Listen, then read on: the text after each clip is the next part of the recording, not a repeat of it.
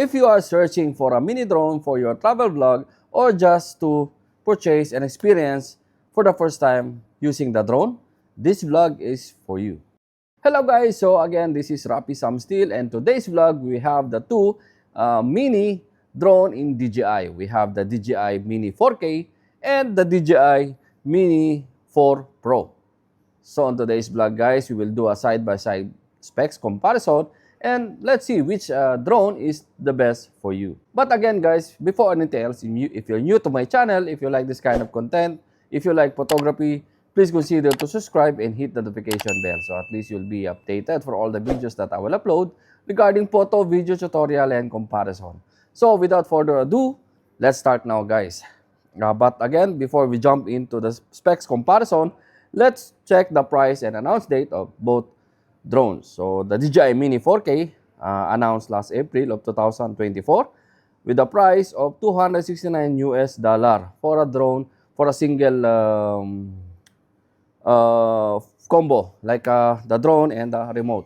While the DJI Mini 4 Pro announced last September 2023 with the price of $959. So this is with the RC2 Mini 4, meaning with the LCD screen monitor. So let's do the specs comparison between these two DJI. First, the weight. They are both 249 grams for the weights. Maximum flight time. So again, the DJI Mini 4K is 31 minutes, while the DJI Mini 4 Pro have two options. You have 34 minutes battery and the 45 minutes battery. So sensor from DJI Mini 4K, it's 1 and 2/3 inch sensor, CMOS sensor, while the DJI Mini 4 Pro have 1 by 1.3 inch CMOS sensor.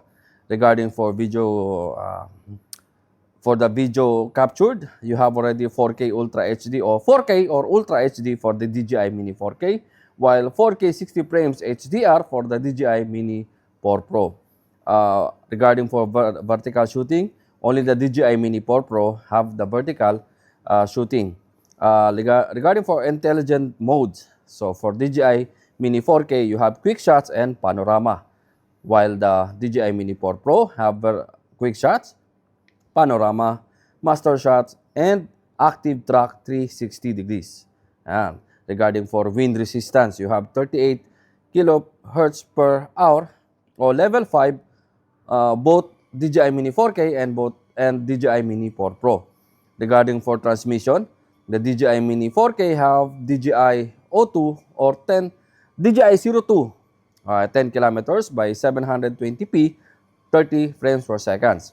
Regarding for the DJI Mini 4 Pro, have DJI 03 with 12 kilometer of 1080p, 30 frames. So maximum takeoff altitude is both 4 kilometers, and obstacle sensing for DJI Mini 4K, it's downward vision system, while the DJI Mini 4 Pro have omnidirectional obstacle sensing. So that is the specs comparison between these two mini drones. So again guys, if you have budget, go with the DJI Mini 4 Pro, and if you have extra budget for your combo with 45 minutes, I suggest to go with the 45 minutes. But you make sure that the weight will not 249 anymore. So again guys, if you are thinking to travel, 249 grams is the safest battery or drones in the market. So either this Mini 4K or Mini 4 Pro, you can do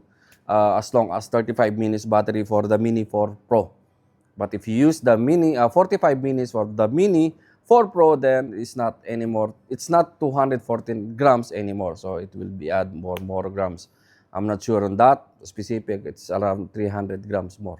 So yeah, but again, if you are searching for a starting drone, if you want to just, and if you don't want to shoot vertically, again, just normal horizontal, then the DJI Mini 4K, it's more than enough for you guys with a price of $269 US dollar. So yeah, I think that's it for today's vlog, guys. Again, regarding the price that I mentioned from this both drones. It depends again on your local market, guys. So this price is from the DJI itself. So again, the price will be depends on your local market. So ayan guys, I think that's it for today's vlog.